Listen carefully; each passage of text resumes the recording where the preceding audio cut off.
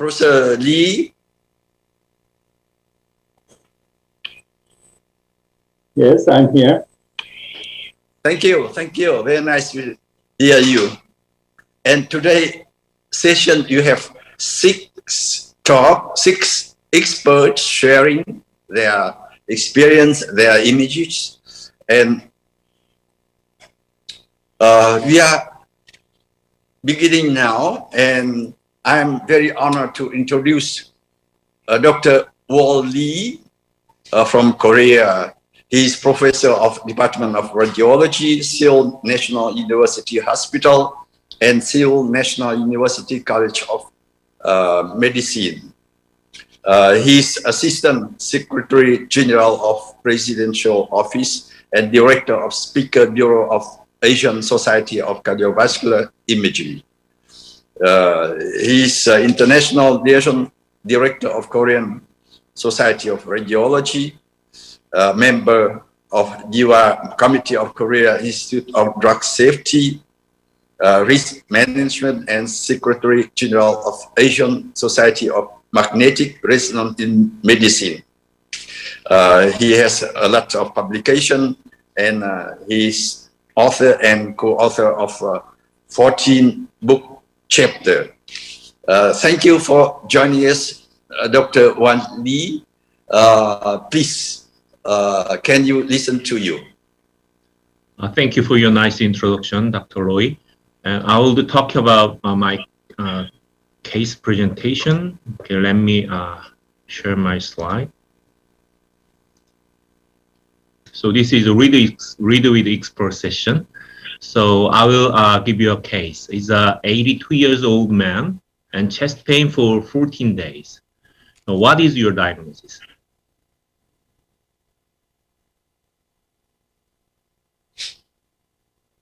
I'm sorry. Yes, it is a penetrating atherosclerotic ulcer. You can see some outbulging, small contour at the aorta, and some peri-aortic infiltration here. So penetrating atherosclerotic ulcer is ulceration of atheromatous plaque and erosion of the inner elastic layer of the aortic wall, and then produce of hematoma in the media. As a complication, we can see aneurysmal dilatation and then develop to sacral aneurysm, or it can be ruptured. When it is ruptured, it's a quite dangerous situation.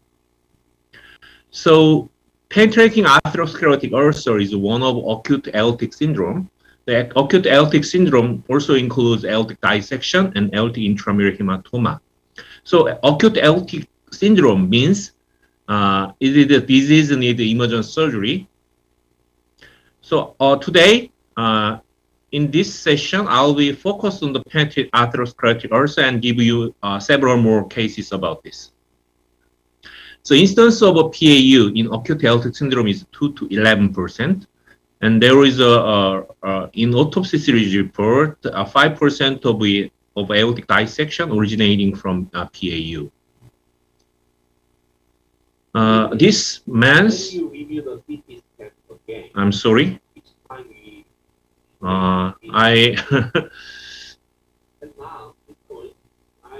think we should do surgery at the very first presentation.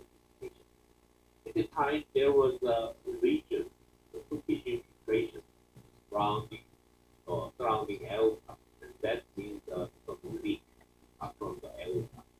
So I think that's a sign of rupture. So if patient shows a sign of rupture, we have to do surgery or at least that graft surgery. But patient shows quite somewhat stabilized for the 1 month follow-up. So we try to follow the patient, but patient. And then patient complain massive hemoptysis and come to ER and then expired. And when this chest is just taken before expire, we can see some bulging contour of the aorta. That means this penetrating atherosclerotic ulcer forms, looks like a very stable aneurysm, but that aneurysm ruptured at the 2 months later from the initial presentation. This is some delayed rupture of PAU. So at the initial presentation, I think we should do some treatment for this patient. So, but the mortality risk of PAU is still unknown. I will show you some very severe cases, but that is not always happens. The higher risk than classical dissection or the aortic rupture itself has very low prevalence. We didn't know about that, and that's vary from the report to report because each report has a different in patient selection, and sometimes some reports include incidental diagnosis that is quite stable, and then sometimes it's a presentation as a secondary to acute aortic syndrome. So there was a nice report from Mayo Clinic. They collected 105 PAU patient at descending thoracic aorta or arch during 25 years interval, and then they analyzed that. So the patient with a surgical treatment has a mortality rate, early mortality rate 20%, rate mortality rate 78%, it's quite high. The patient has medical treatment, shows early mortality rate is 3.9% and the rate mortality rate 42%. So medical treatment group shows much better result. So they conclude that if they fail medical therapy defined as surgery or death, that was only predicted by rupture at presentation, but not aortic diameter or size or extent of hematoma. So if it is not ruptured, many penetrating atherosclerotic ulcer of the thoracic aorta can be managed non-operatively in acute setting, and that gives us better result. So 10 years later, 2015, there was an indisciplinary expert consensus on the management of type B intramural hematoma and PAU. They collect data from 46% studies, total 1,386 patients. So they also conclude that there is no consensus on ulcer size of cutoff value. The predictable complication is recurrent or refractory pain despite medical treatment, or hemodynamic instability and periaortic hematoma or bleeding and associated with intramural hematoma. During the follow-up, growth rate more than 5 millimeter per year, maximum aortic dimension more than 55 millimeter, new onset intramural hematoma, sign of rupture, we do some consider treatment for that. So in their consensus paper, they suggest this kind of a treatment diagram. If there is some sign of a complicated course, we have to do surgery or endovascular treatment. If not, we can just medical follow-up and medical treatment and follow-up. During the follow-up period, if there is some surgical complicated findings happens, and then also TEBA or surgery is recommended, but if not, just treatment and the follow-up is enough. So let's see several more cases. This is a 72 years old female, history of a septic shock, CRP is increased, but patient complains sudden hoarseness. What is this? I think it's a PAU with a pseudoaneurysm, but patient has some septic shock and CRP. That's maybe some provocation of a rupture of PAU, but this is not a solely whole myocardial aneurysm. I think PAU with infection in this case, but anyway, this can show some finding of a rupture of PAU. And how about this? 75 years old male, right upper lobectomy stage on chemotherapy. So this CT is actually a follow-up chest CT for evaluation of the chemotherapy result. In first CT, there was no abnormal lesion in the aorta except a small atherosclerosis. But follow-up at the 4 months later, there is some undermining ulceration at the middle thoracic aorta. And then 4 months later, it looks a little bit not changed and stable. So this PAU happened between February to June, but quite stable for next several months. So I think it's the subacute or chronic state PAU at the time of detection, and then now has some stable course. We don't need any treatment for these cases. And this is a quite common finding. It looks like similar to PAU. Yes, it's maybe part of PAU, but now quite stabilized We don't need any treatment. Even we do not need to follow up if it is chronic and patient has no pain. This is a chronic PAU, and then maybe many instances of finding include this kind of some atherosclerotic change and undermining ulcer. So this region stable for last 4 years. This man, 69 years old man, history of back pain, and then patient has some undermining PAU at the distal thoracic aorta. At the initial presentation, the diameter of this PAU itself is 10 millimeter. And in the 1 year follow-up, it was not so changed, but the next year it increased, and then more increased, and then somewhat stabilized. Anyway, this is now the stage of secular aneurysm. So we do regular follow-up, and then secular aneurysm, and then total aortic dimension is increased some level, then we consider some surgical treatment. So this is PAU developed to secular aneurysm. This patient is taken under coronary CT angio because chest pain, and 70 years old man. And the time of presentation, there is some PAU. Maybe this is a reason for the patient chest pain. In 3 months follow-up, that region is somewhat increased. We decide to follow up this patient because there is any other lesion outside of the aorta. So it is my tip or some kind of a way of decision making. If the lesion only happen in the aorta, then it's okay. We can do follow-up.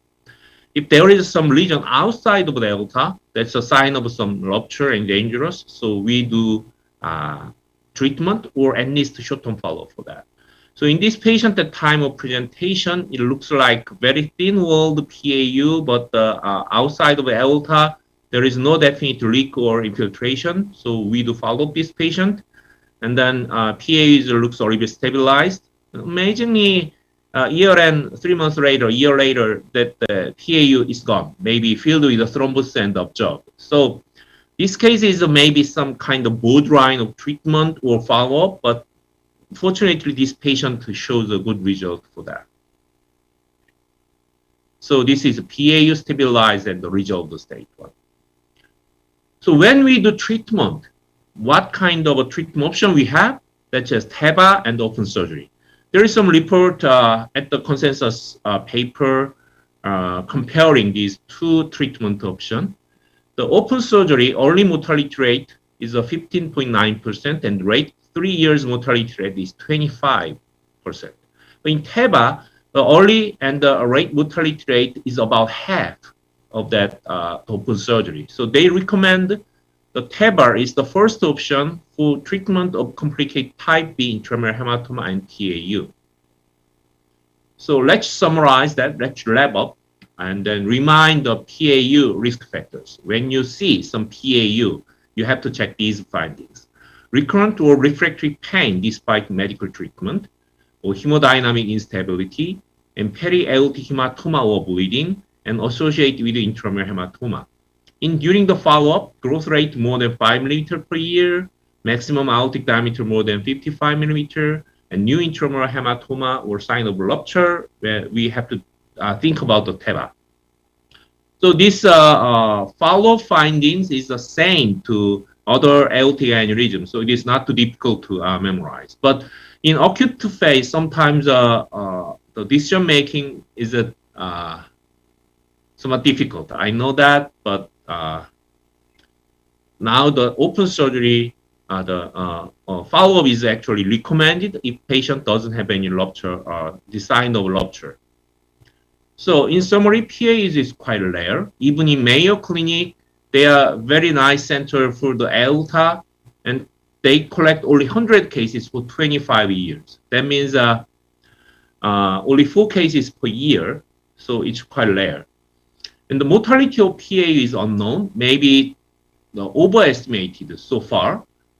So the medical treatment first, unless complicated. And the medical treatment should with a serial follow-up imaging. The follow-up interval is I memorized like 3, 3, 3, 3, 6, 6, 6, 6, and 1. That means first 1 year we need a 3 months follow-up. Next 2 year we need a 6 months follow-up, and then annual follow-up. So if complicated, TEBA is the first option, not the surgery. But in case of uncertain, I also encounter that kind of cases. Is it acute or is it subacute?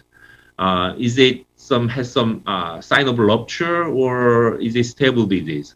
In that case, if the patient is stable, in case of patient has stable, not so severe pain, and the hemodynamic is stable, then we can do very short-term follow-up. 3 days or week follow-up also can be option if you are not certain the chronicity of that disease.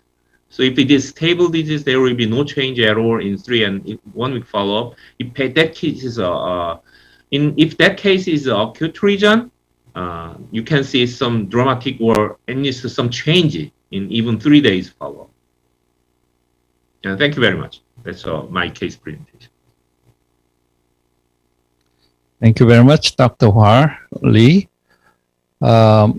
If you have any question or comment, please leave your message on the chatting window.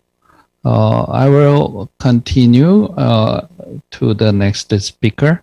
I'm Jongmin Lee from Gyeongbuk National University and co-chairing with Professor Loy now. The next speaker is Professor Mingting Wu.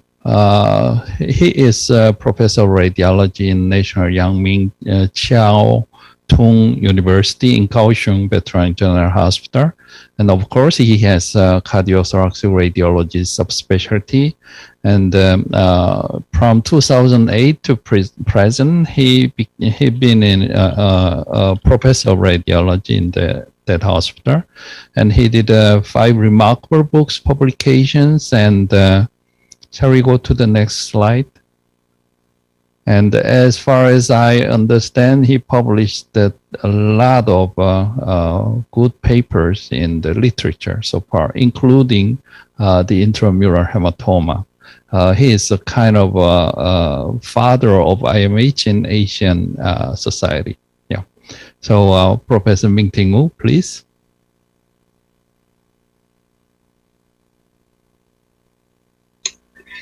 Please pray yes. Dear colleague, I am Mingting Wu from Veteran General Hospital, Kaohsiung, and National Yangming Jiao Tong University of Taiwan. I would like to share with you 2 cases. First case, 47-year-old man with mild hyperlipidemia and smoking history. No coronary artery disease, hypertension, or diabetes histories. Here is his CTA. You can find in the RCA there is some lesion over here.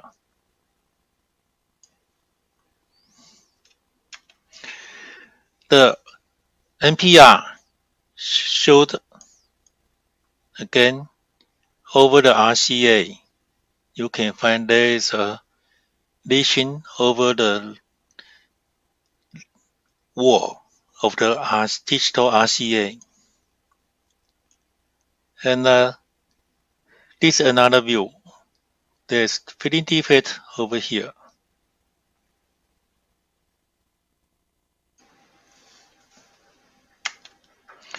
And we have a curved PR.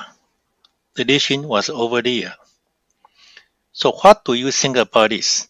If this is a motion, or it is a non-calcified plaque, or it is a parallel vein, or others.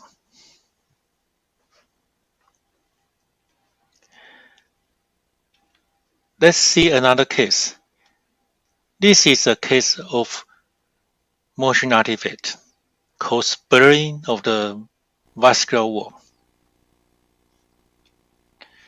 And we give it a straight view. Here, the lesion is very clear. Its cross-section showed a clear margin, a positive remodeling appearance. It's not a motion. It's probably a true lesion. But what is this? Is it a non-calcified plaque with passive remodeling? He has CTA 8 months ago. So let's see it here. There seems to be some feeding defect in the same area of RCA. And this is a curve PR. We can see the linear feeding defect.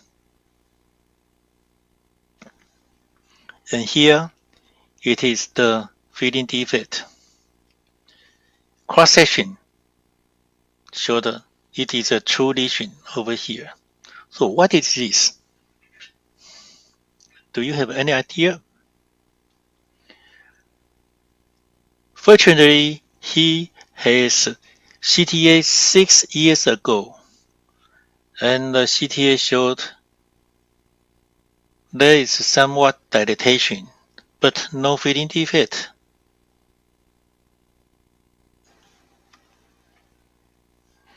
So let's review the 3 CT scans. 6 years ago, there is a focal dilatation without any feeding defect. 8 months ago, there is linear feeding defect. And this time, there is a long segment of feeding defect or non-calcified plaque here. So now do you have an idea about what is the case? Our answer is this is coronary artery ectasia followed by spontaneous dissection and thrombus of the fourth lumen.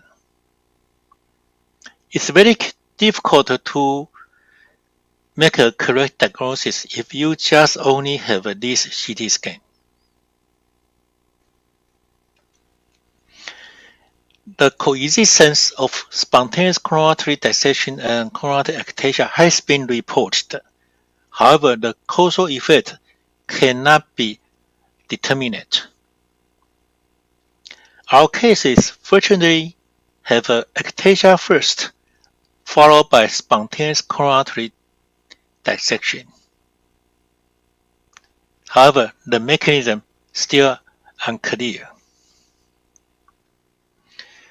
Spontaneous coronary artery dissection, the pathogenesis is supposed to be initiated by intramural hematoma, extension, and occlusion or rupture into the fourth lumen. There have several factors. One is intensive exercise, emotional stress, medications or drugs, vascular maneuver and straining, or sex hormones. Specifically, it can be related to migraine, fibromuscular dysplasia, connective tissue disorder, inheritary genetics, arteriopathy, hypertension, and particularly pregnancy. The most classical case is postpartum young women have a spontaneous coronary artery dissection.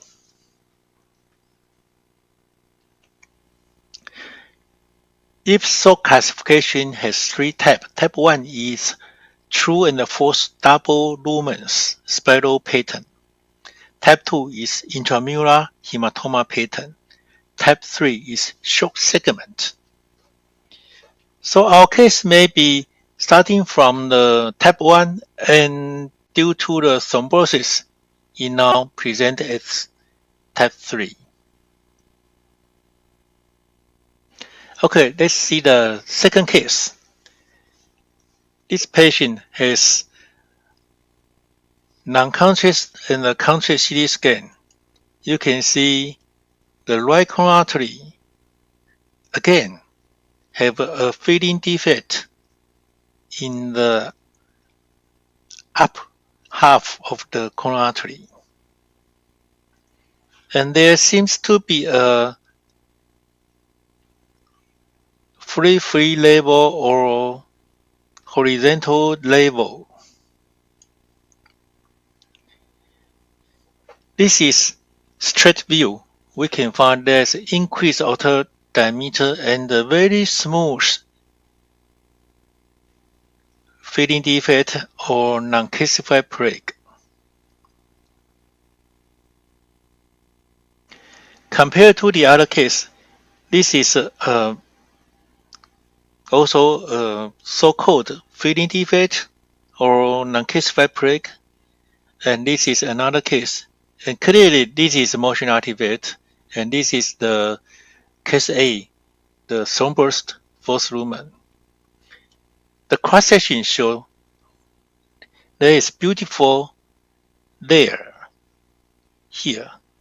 We wonder if there is something artifact. So we repeat the scan 1 week later with the patient right oblique depositions. And you can find the feeding defect seems to be decreased. Importantly, we do a delay scan which showed a much hyper intensity without any feeding defect in comparison to the other arteries.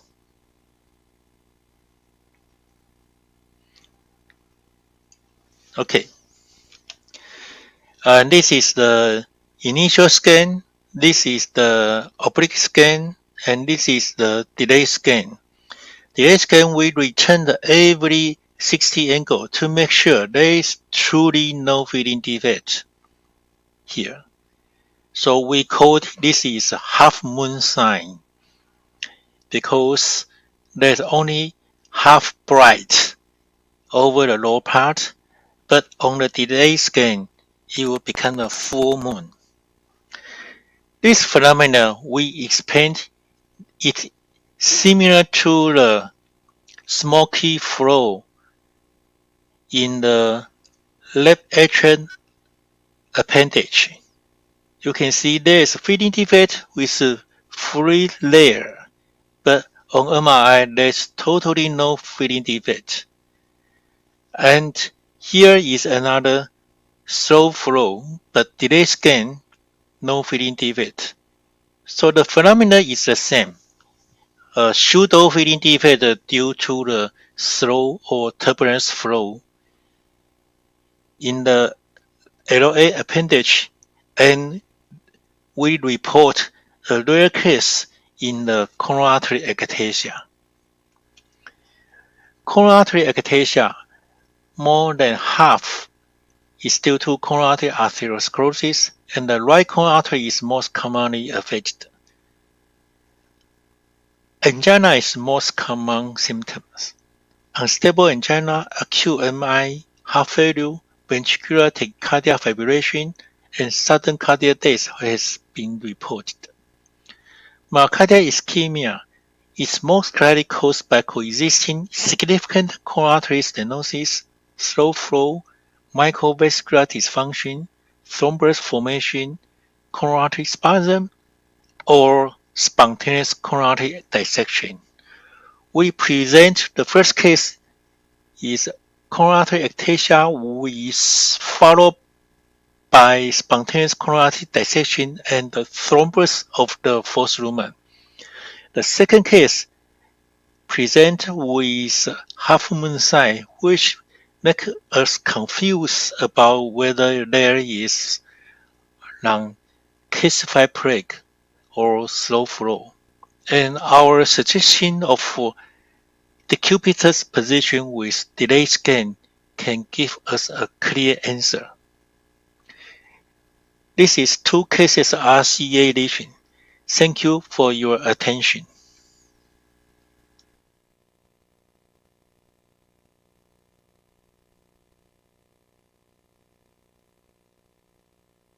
Thank you very much. And Professor Loy, would you continue? Thank you very much, Professor Ming-Ting Wu from Taiwan. And you'll have a question we will have the discussion at the end of our session. And now may I introduce Professor Stephen Little from Houston. He's Vice President of American Society of Echocardiography. So this title sounds for us a lot. And he's co-author of different guidelines of American Society of Echo. And today he'll talk with us, share the case of tears. Please, Professor Little.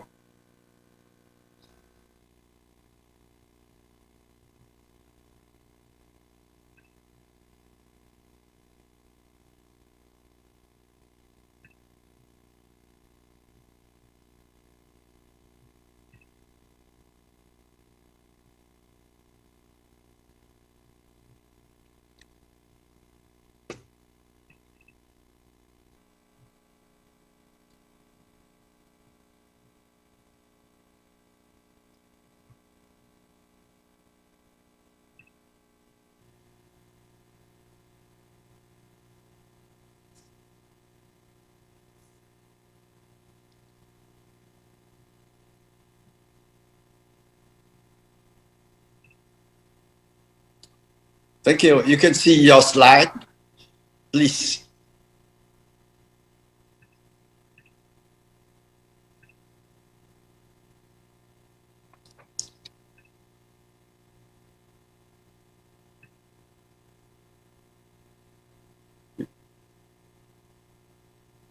You cannot hear you, Professor Little.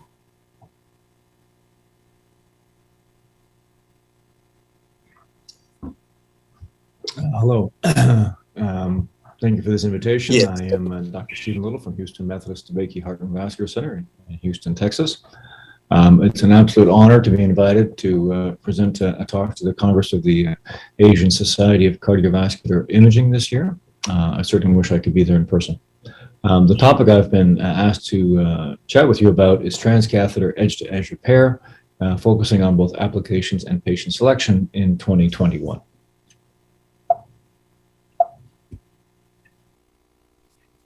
So there's a large range of structural interventions that we now engage in the imaging field. And this is just a sample on this slide of all the different structural targets. So we're going to focus on transcatheter edge-to-edge repair, also known generally as MitraClip.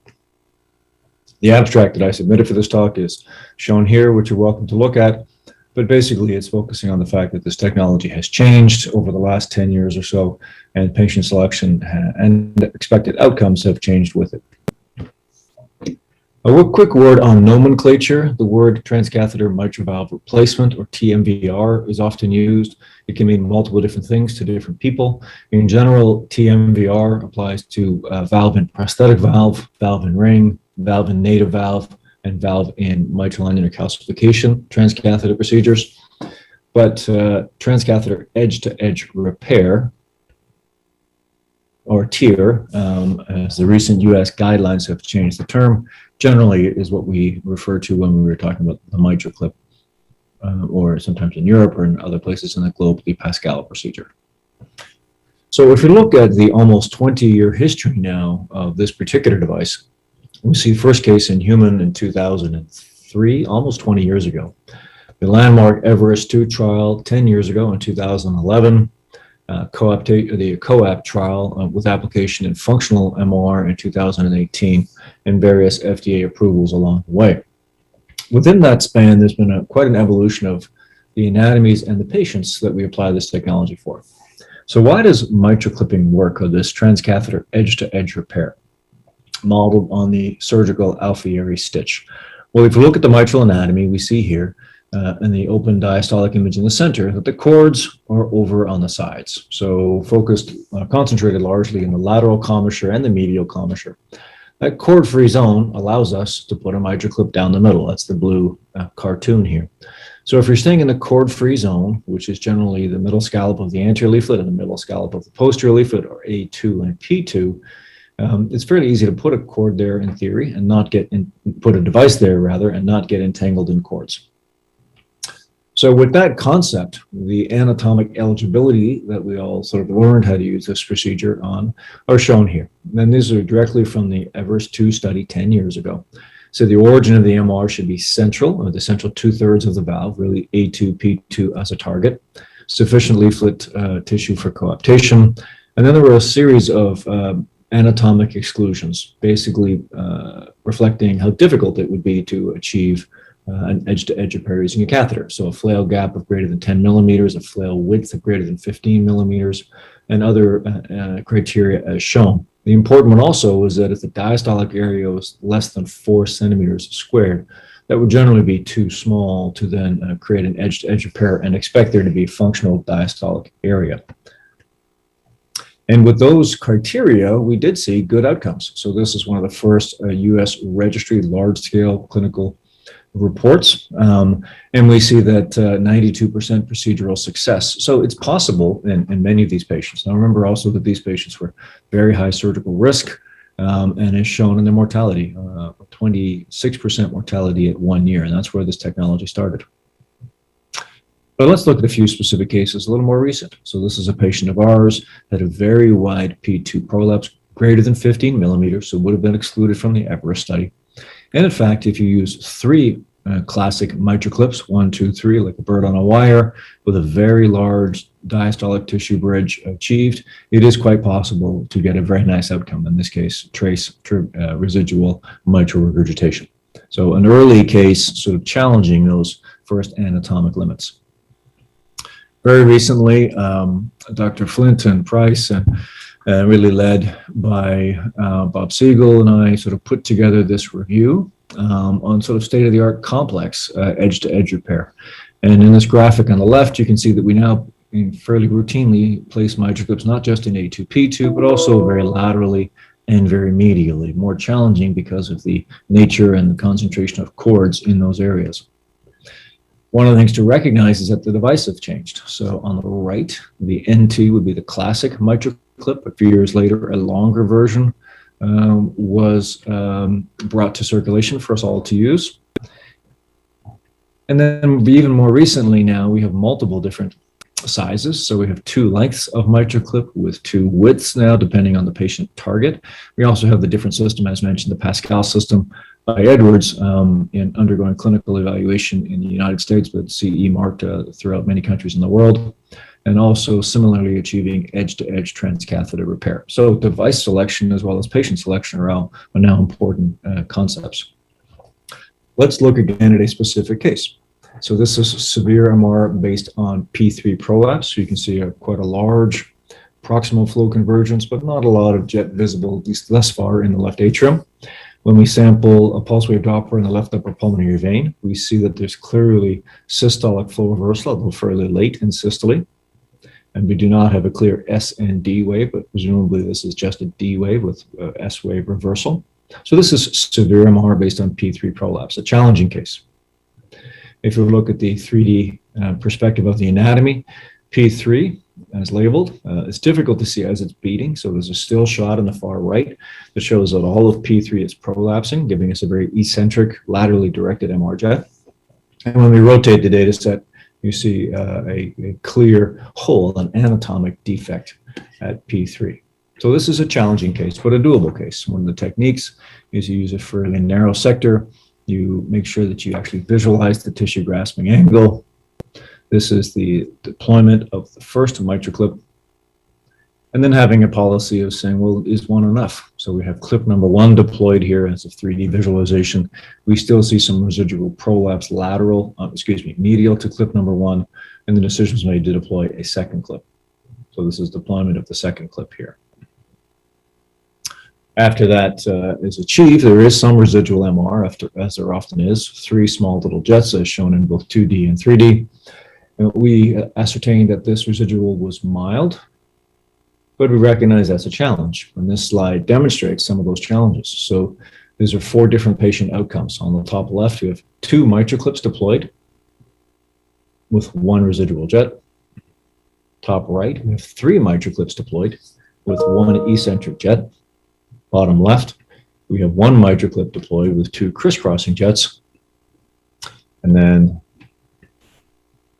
My favorite is the bottom right here. We have one MitraClip deployed and 5 residual independent jets. And how do you quantify that?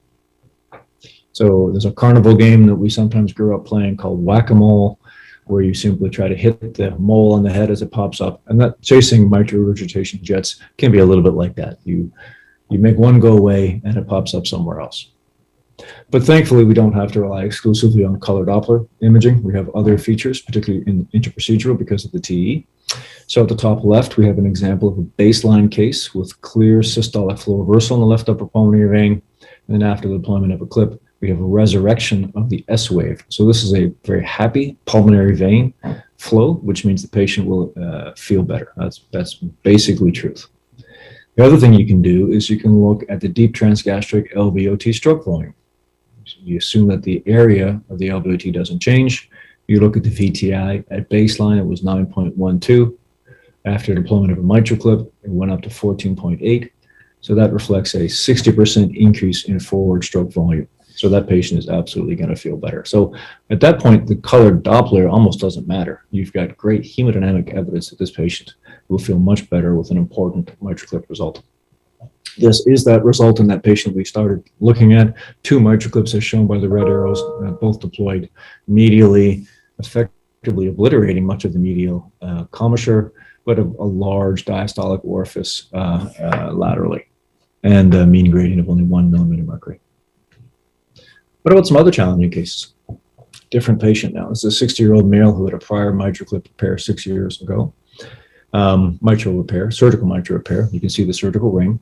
Thankfully, at the time of that surgery, they did not resect the posterior leaflet. You can see it's still there, and there's just enough of it hanging quite vertically. The patient has both residual MR and now hemolytic anemia.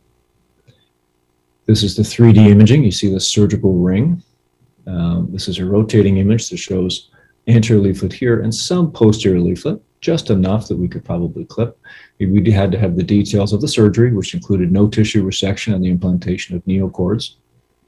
We demonstrated a few years ago that when you compare a group of patients who had prior surgical repair to those that did not have surgical repair and use MitraClip therapies selectively in both groups, you have very similar results in terms of fluoroscopy time, days to discharge, and clinical results at 30 days.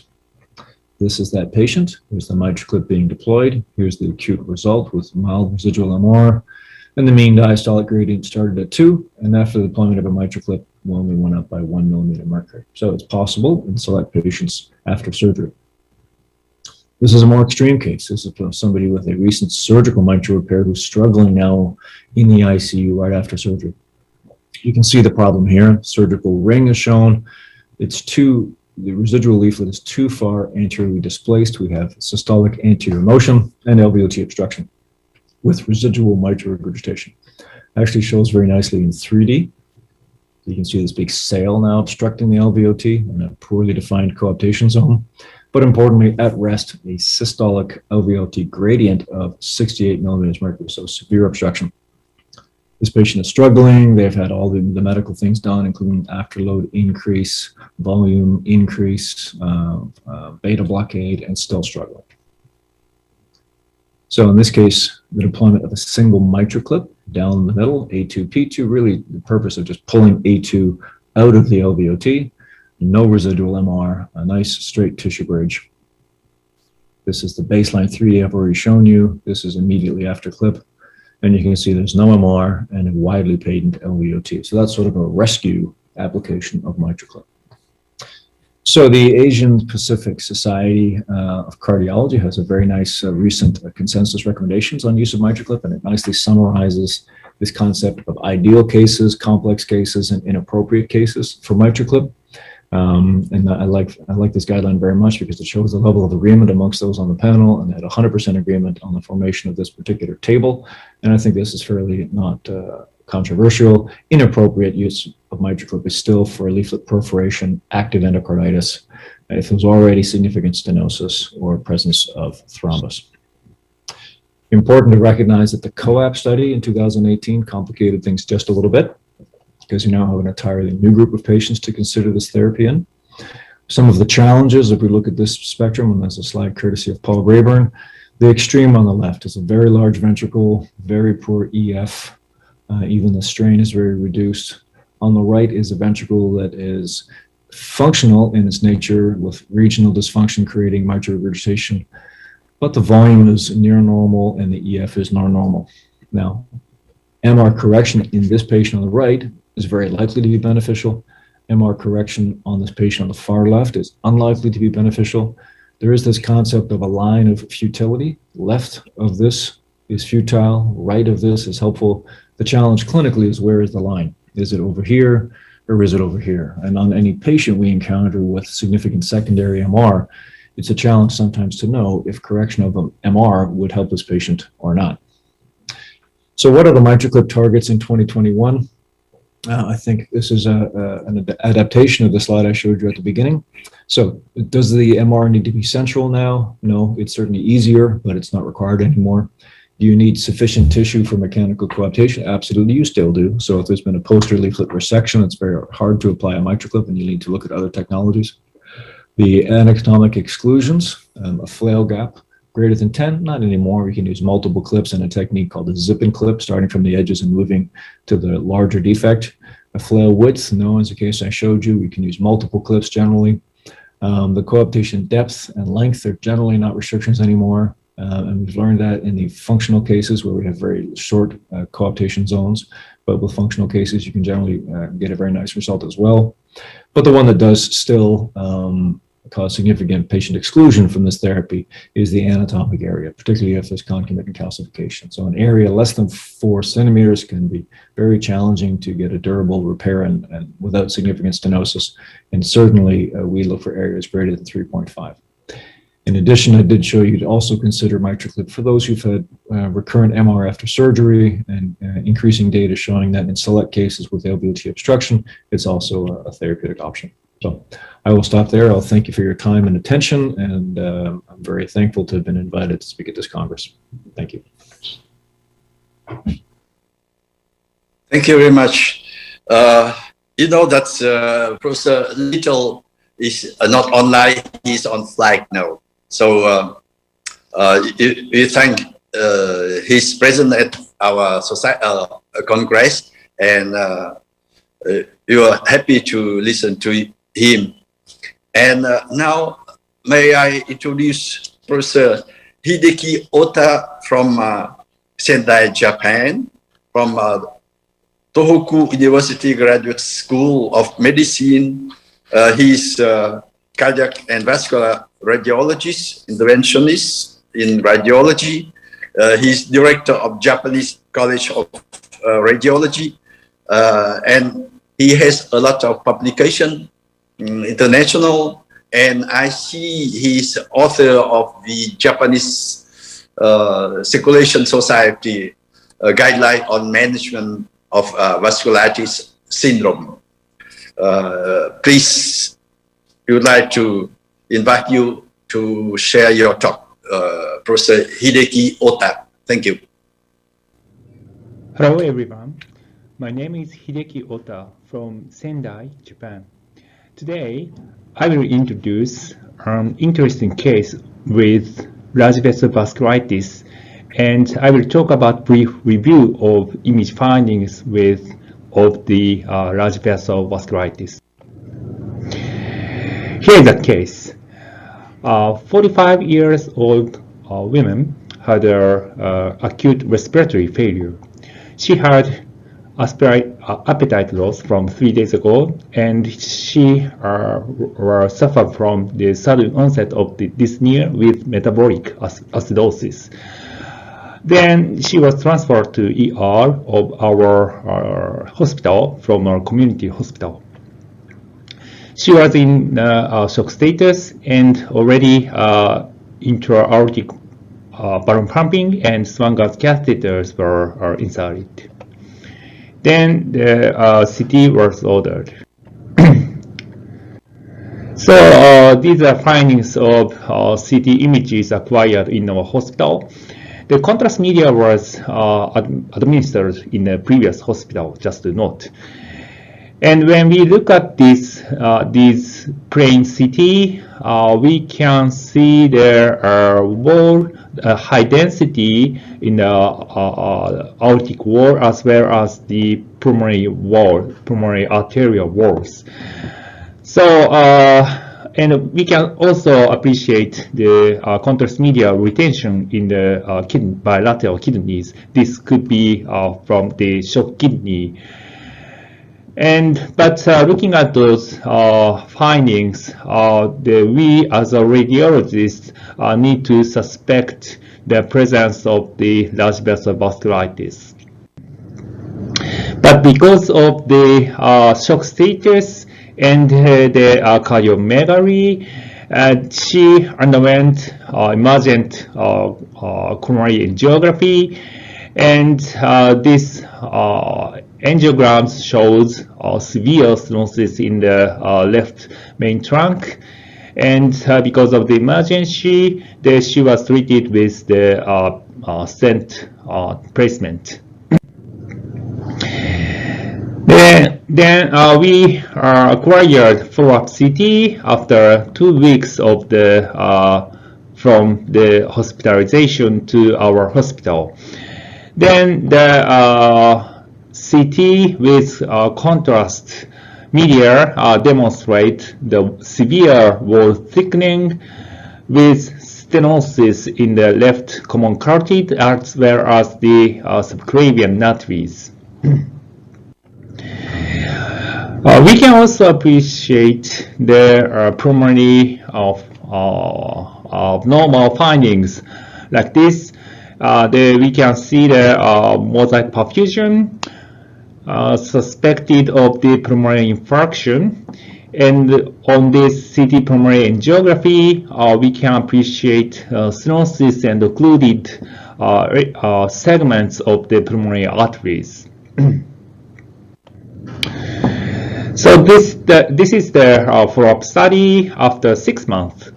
Then still wall thickening in the branches from the aortic arch is appreciated, but it's improved in terms of the degree of the stenosis when compared with the follow-up study 2 weeks after the administration.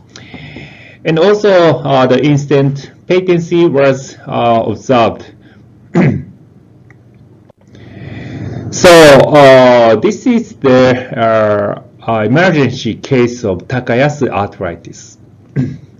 So Professor Takayasu was the Japanese ophthalmologist.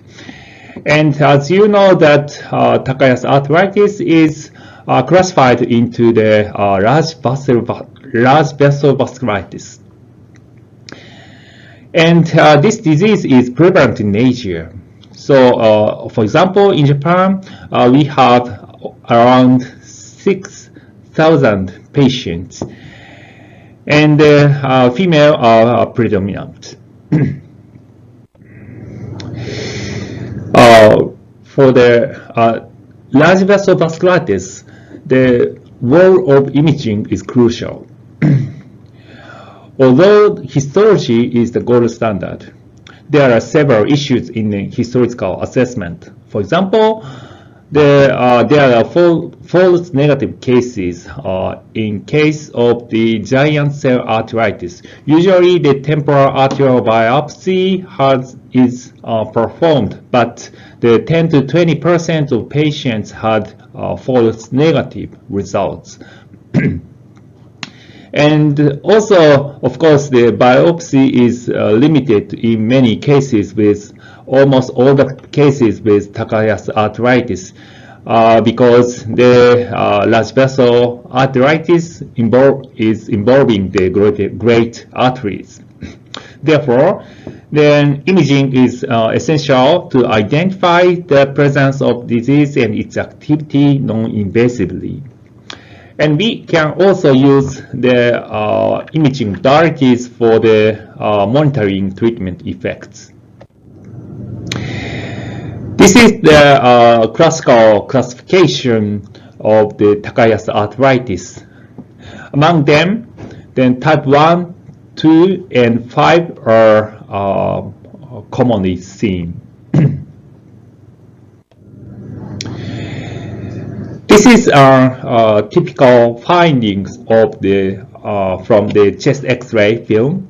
In acute phase, we can appreciate the waving in the descending aorta. This is specific findings in young patients with little atherosclerosis. In the chronic phase, we can appreciate dense calcification. Looks like the distal subtraction angiography without contrast media. This is caused by the circumferential dense calcification in the chronic phase of the Takayasu arthritis. This is in contrast to the calcification from the atherosclerosis, because in case of atherosclerosis, calcification is usually distributed in partially or eccentrically. So, and these are typical findings of CT in the vessel wall in case with Takayasu arthritis in acute phase.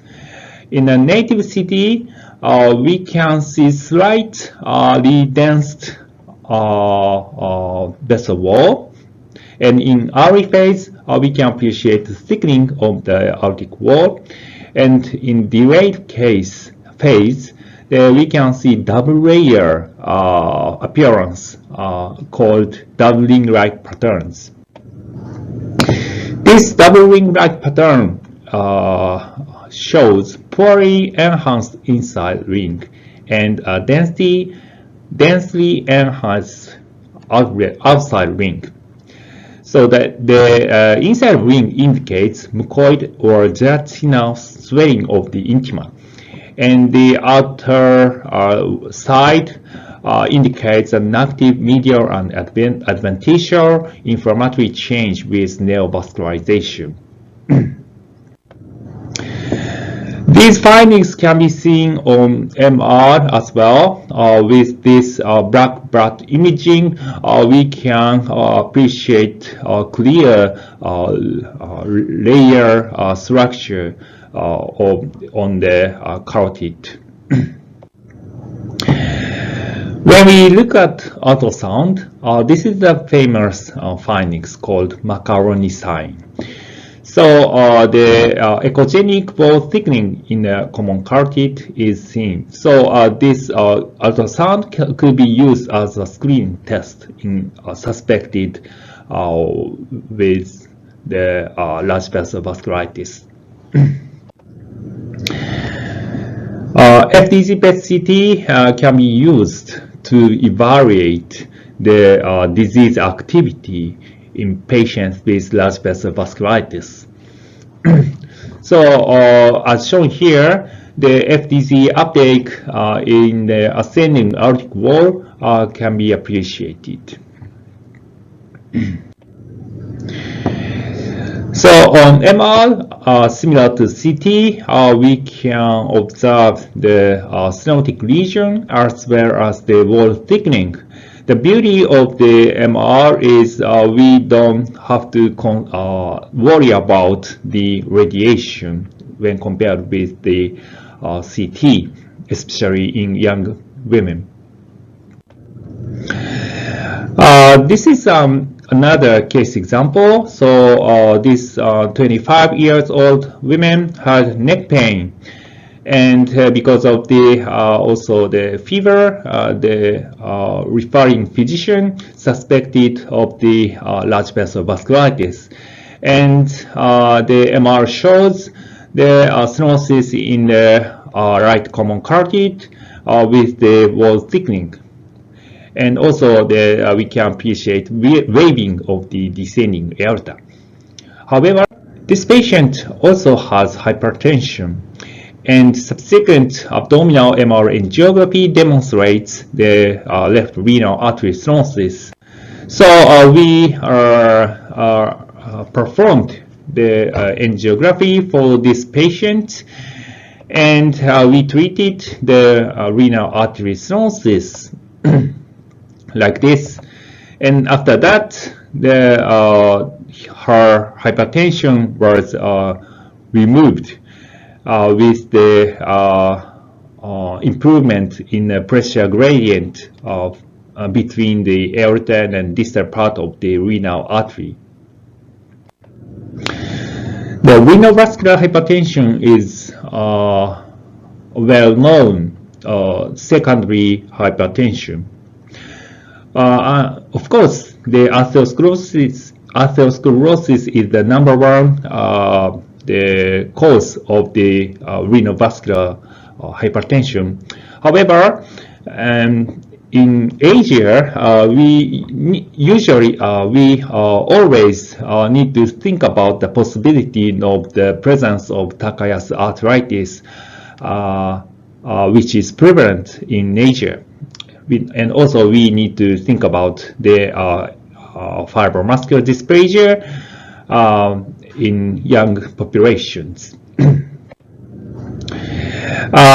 Finally, I will demonstrate some interesting case. So this patient had chemotherapy from pancreatic carcinoma, and she had fever and elevation of C-reactive protein. And she underwent the usual routine CT to find out the cause of the symptom. Then we found the wall thickening in the distal descending aorta, as shown here. So what happened to her? Actually, we had the almost normal CT findings acquired 3 weeks ago as a follow-up of the cancer. But looking at the clinical information, she underwent the granulocyte colony-stimulating factor administration for the pancytopenia. This is a rare adverse effect of GCSF, presenting rapidly after the administration. So when you look at, you find such an abnormal and interesting findings, you need to think about the such rare complication. So summary, I demonstrated an emergency case of large vessel vasculitis. As you know, Takayasu arthritis is prevalent in Asia and female dominant. But although rare, we may encounter emergency case like this. Imaging is almost always important, and it plays crucial role for the diagnosis and management, because we cannot obtain histological assessment. But always we need to interpret image findings with clinical information. Thank you for your attention. Thank you very much, Dr. Ota. So, Dr. Ota, please check the chatting box. There is a question from audience, actually me, sorry. No. So let's go to the next presentation. Next speaker is Dr. Nguyen Thi Huyen from Vietnam. Could you show me her CV slide? Yes. Dr. Huyen is in the radiology center in Bang Mai Hospital in Hanoi, Vietnam. She's a radiologist. And from 2019 till now, she's been in a residency of the radiology department in Hanoi Medical University and that hospital. 2021, she published a Cerebral-Bartholdi syndrome. I don't know what it is. In adult, a case report with the findings on CT angiography. Sorry for my lack of knowledge. It should be a nice paper. And today, she will present about acute myocardial infarction in patient with a single coronary artery, a case report. Dr. Nguyen, please. Hello everyone. It's an honor to have opportunity to speak to you a case with single coronary artery that developed acute myocardial infarction. My presentation is divided into two parts. The first part, case presentation. A 71-year-old man presented to our hospital with complaints of spontaneous chest pain for 2 days and dyspnea for 1 day. He has hypertension treated with peridocrine dilatation.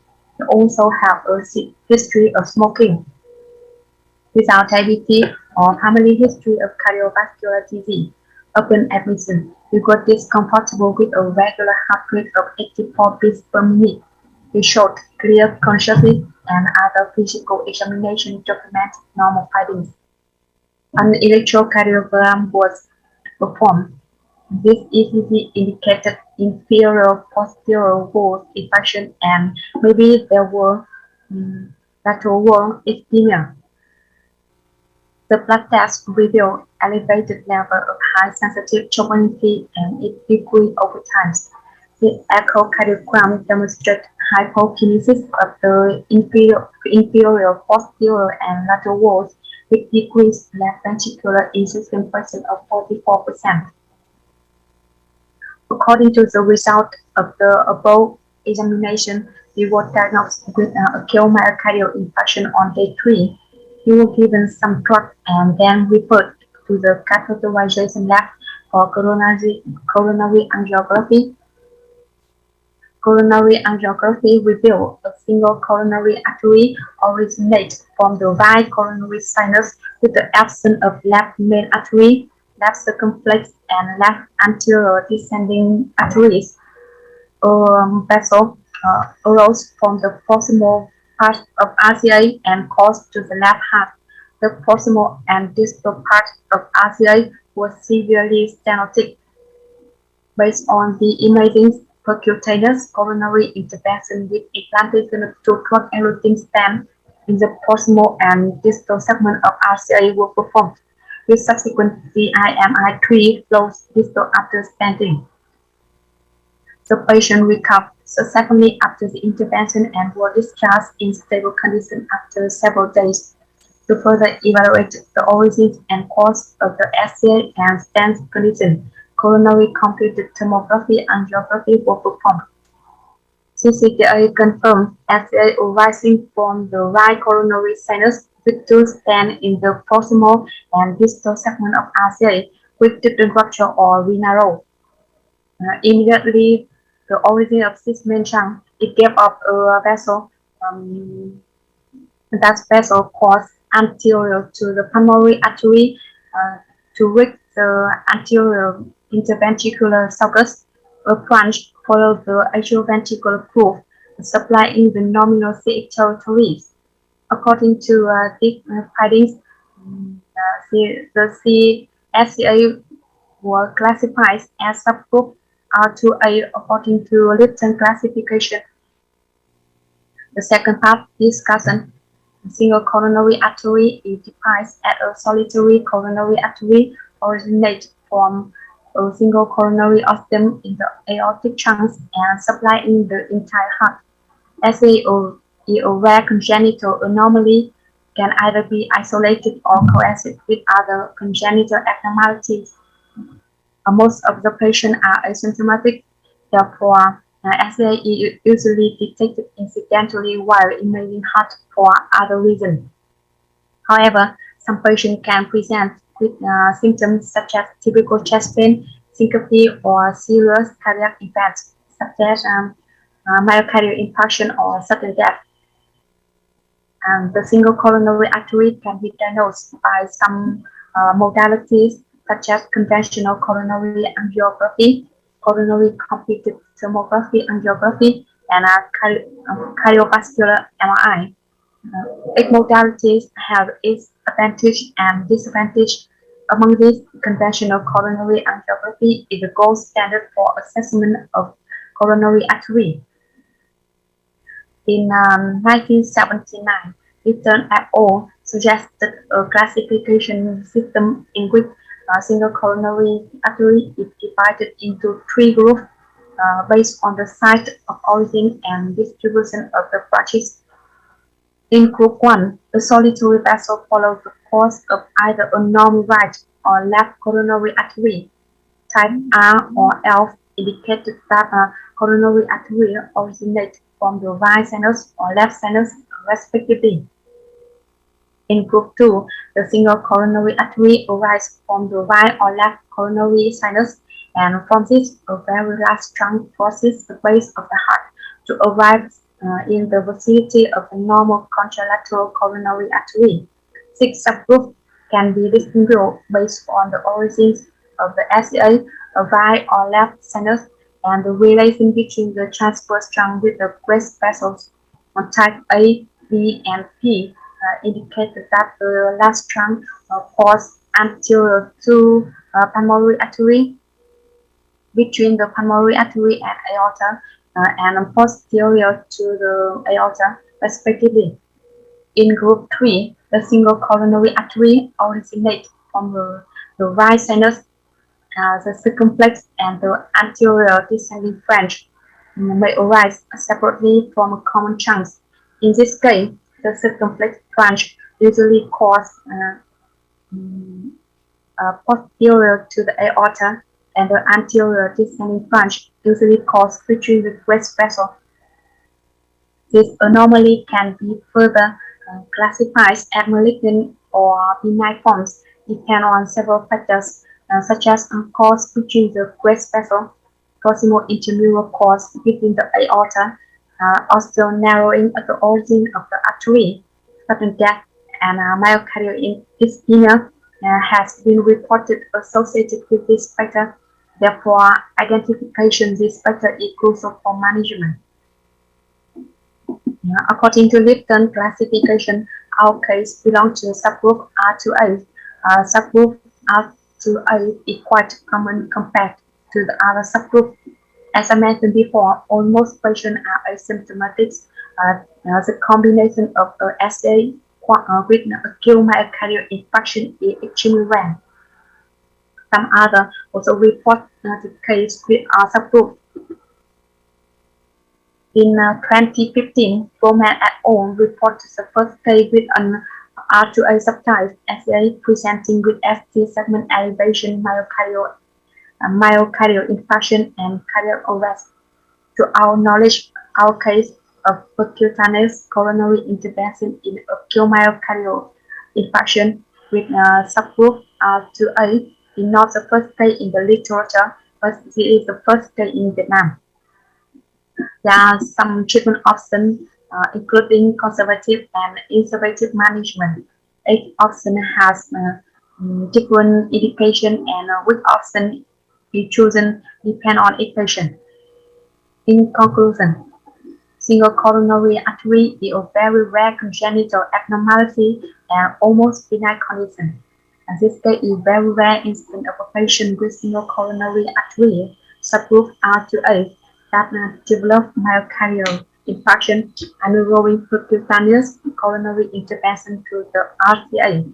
We diagnose the SA by coronary angiography and further outline the cause of the anomalous artery in relation to the grace vessel by CPA. Let me finish my presentation. Thank you for your attention. I also want to give special thanks to Dr. Viet, Dr. Lu, Dr. Ling, and Dr. Nam for their support and encouragement in preparing the case report.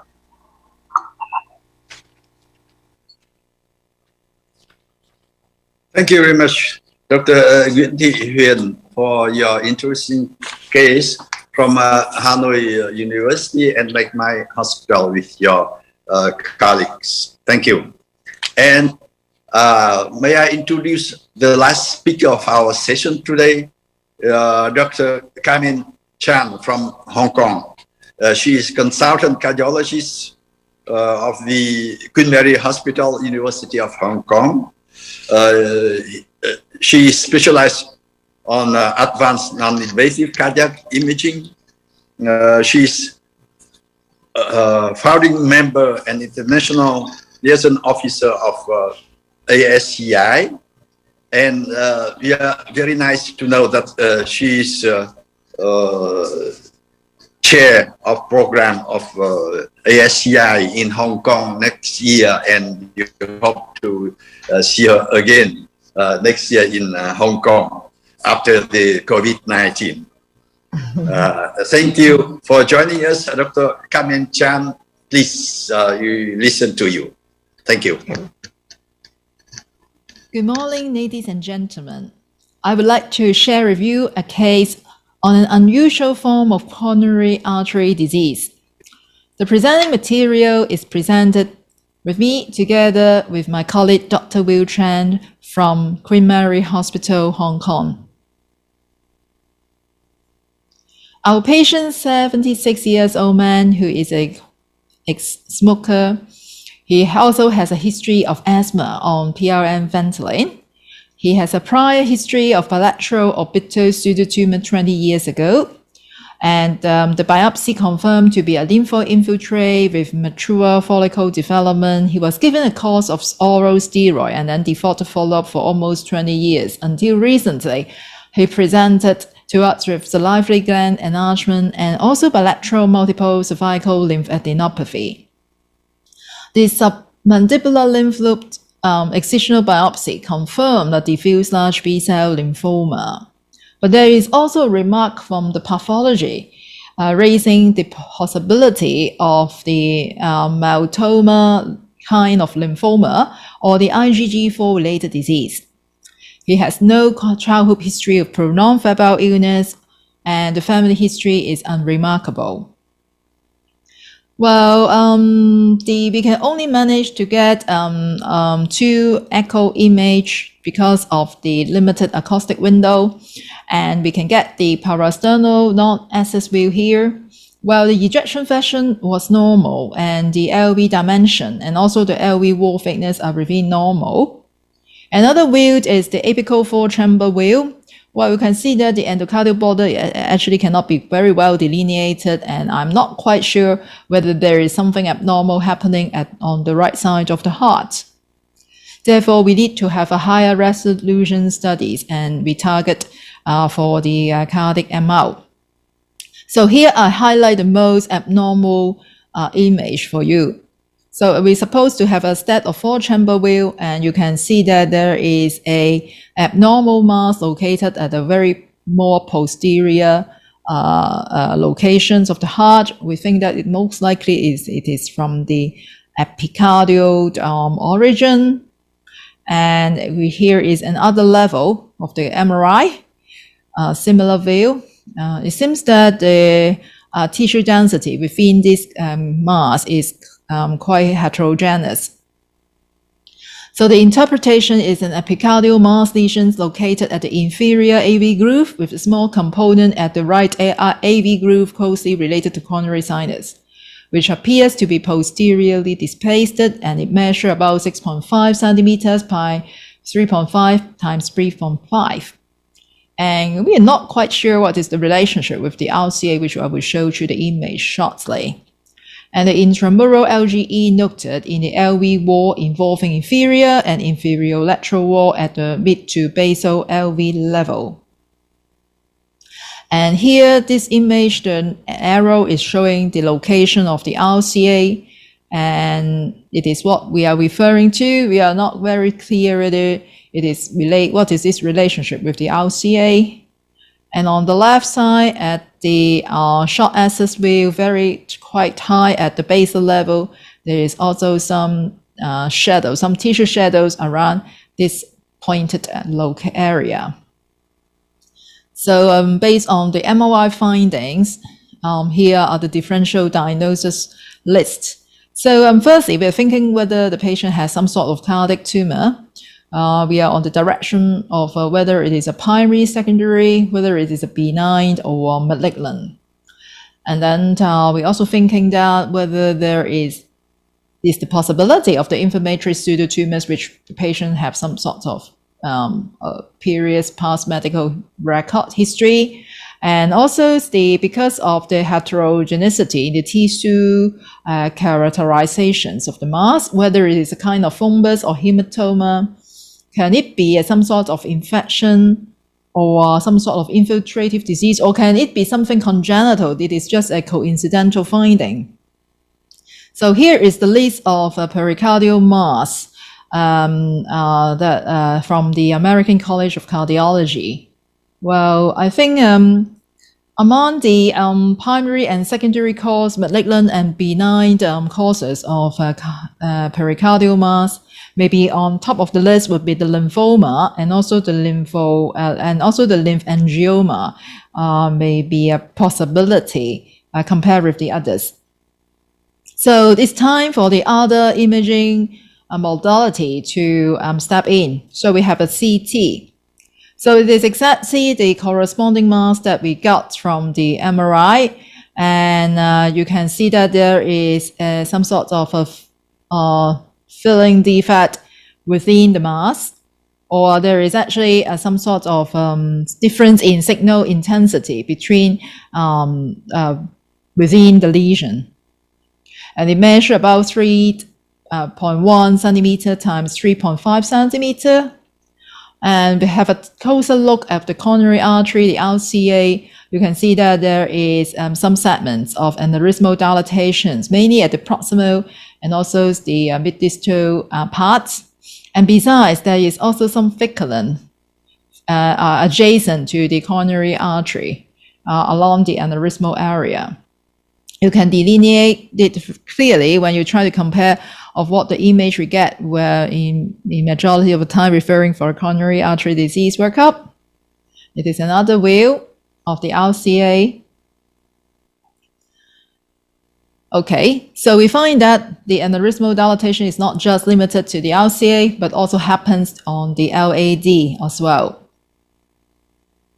So the conclusion from CT are there are non-segment aneurysmal dilatation in the RCA with a leaded luminal appearance. And there is a thick filling defect around the lumen. Maybe the possibility of the thrombus pleasant.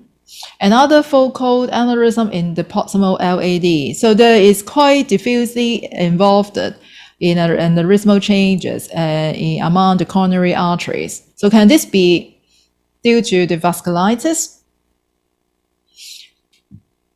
Due to the underlying malignant cause, the patient also underwent a PET scan. And you can see that there is actually increase in uptake at the corresponding lesions that we have gone through from CT and also the MR. And the intake was actually increased to 6.2. So what is the true nature of the pathology?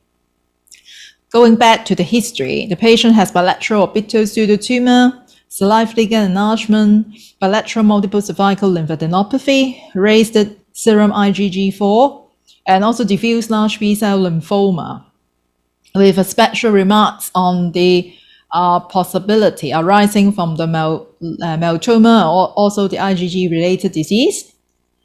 Well, we also take into account the serological markers, autoimmune markers, which was negative.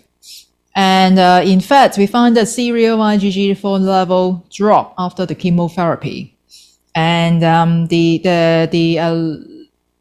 lymph loop shows the EBER positive. So let's take a very quick look on the potential differential causes.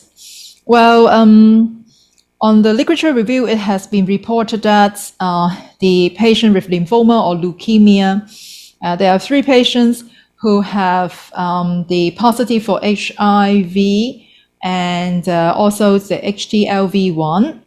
And cardiac infiltrations vary from microscopic foci in one case to macroscopic infiltrations mimic myocardial infarctions in other cases.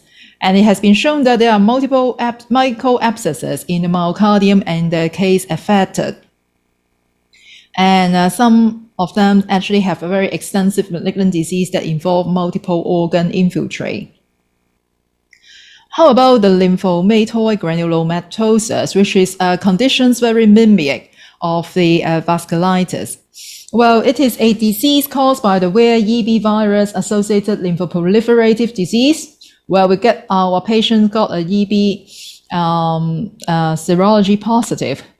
And this disease has a propensity for the blood vessel destructions. Although it is most commonly affected the lung, but it can also affect the other extrapulmonary sites like the skin, nervous system, GI tract, and also the heart. And since it is quite mimic the systemic vasculitis, so sometimes it is very difficult to diagnose the lymphomatoid granulomatosis. And report has been published for its coronary involvements and also as a cause of cardiomyopathy. And it has been undergoing lots of extensive working to see if actually the EB virus can also cause the Kawasaki disease and also the coronary artery aneurysm. However, the linkage so far is not that strong. And in some patients who have a chronic active EB virus infection, which is a kind of long familial syndrome, showing a specific immunodeficiency for the EB virus, they usually can present it with a prolonged fever and lymphadenopathy and also the liver dysfunctions, and eventually can end up with a giant coronary aneurysm. And as the chronic active EBV virus infections can be one of the contributing factors, though it is rarely reported, but it seems that it still has a possibility. However, taken into account the histological findings and also the increase in the IgG4, which is quite specific, we think that the patient is actually suffer from the immunoglobulin G4 related disease, which is a kind of immune-mediated fibroinflammatory conditions with multiple organ involvement. And the patients can present with pancreatitis and also IgG4-related sclerosing cholangitis. And majorities of these patients will have the salivary gland enlargement and also can involve the parotid gland and also the submandibular gland as well. And very frequently, they have the orbital diseases presented with proptosis. And sometimes retroperitoneal fibrosis and also chronic periaortitis can also be one of the presenting symptoms. So we try to search in the to search from the literature, and it has been reported that a case of immunoglobulin G4 related coronary periaortitis are assessed by various techniques, including CT, angiogram, intravascular ultrasound, and PET, was published. And in fact, the involved coronary arteries is described as peaks in a blanket morphology.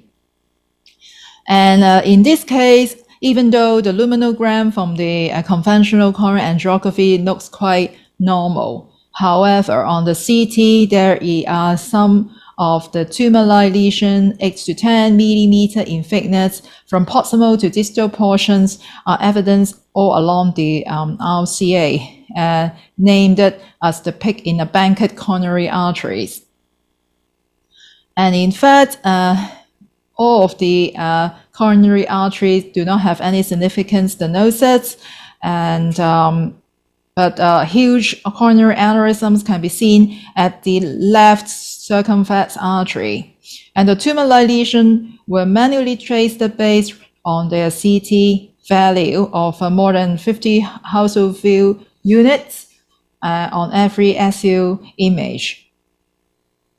And on the PET scan, there is FDG PET scan. Actually, there is an increased uptake in the corresponding aneurysmal lesions at the left coronary artery.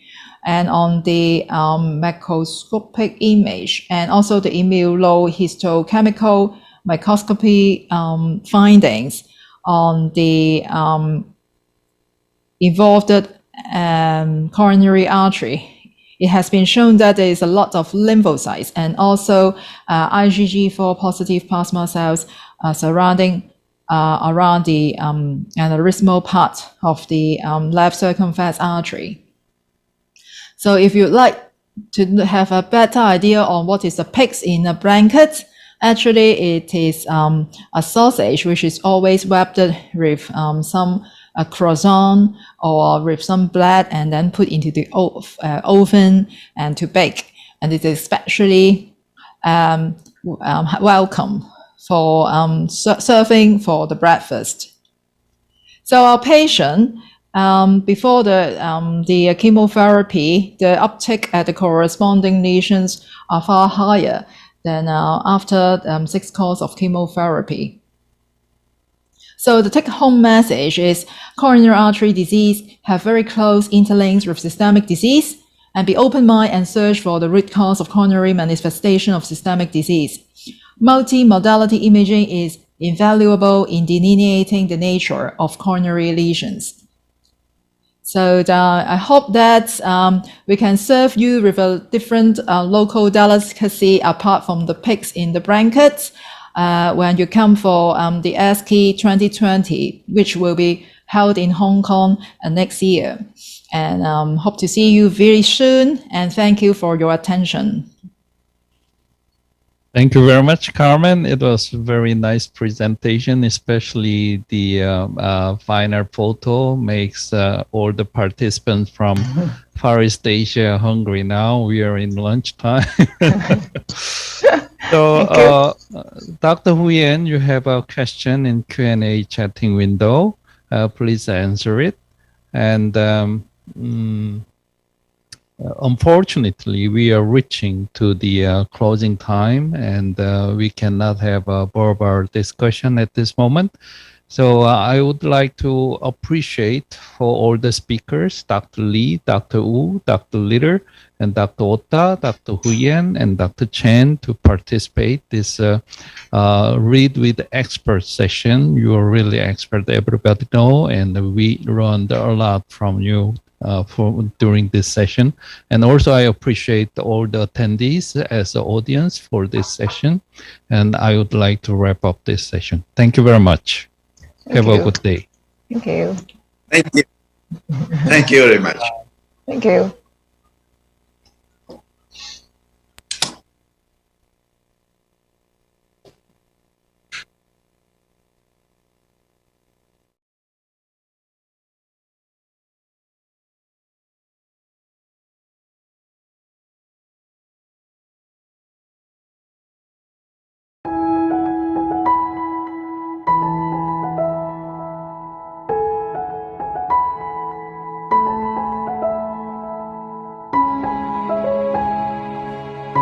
One day, we can all stay healthy, and no one suffers from hunger.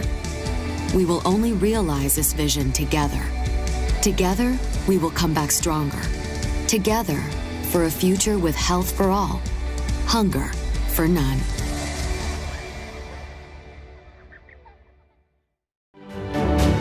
My journey continues, and I know I'm not alone.